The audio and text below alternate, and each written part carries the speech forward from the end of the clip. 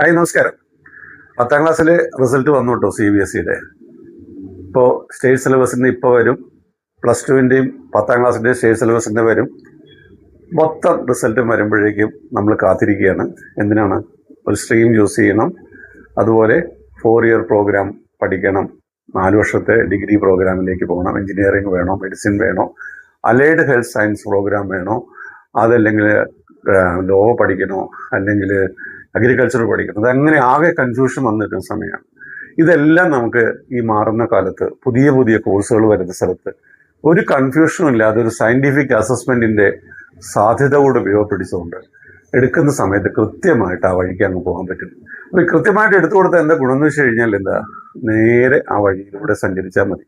അപ്പോൾ കറക്റ്റായിട്ട് എത്താൻ പറ്റും, മുന്നോട്ട് പോകാൻ സാധിക്കും. അപ്പോൾ ഒരു കറക്റ്റ് സയൻറ്റിഫിക് അസസ്മെൻറ്റിലൂടെ ക്ലാരിറ്റി, ഡയറക്ഷൻ, മൈൻഡ് സെറ്റ്, അത് കരിയറിലും ലൈഫിലും ഒക്കെ സെറ്റ് ചെയ്യുമ്പോഴാണ് മിടുക്കരാവുന്നത്. അപ്പോൾ വിവേകമതികളായിട്ടുള്ള പേരൻസ് എന്ത് ചെയ്യണം? കുട്ടികൾക്ക് ഈ ഒരു അവസരം അറേഞ്ച് ചെയ്ത് കൊടുക്കണം.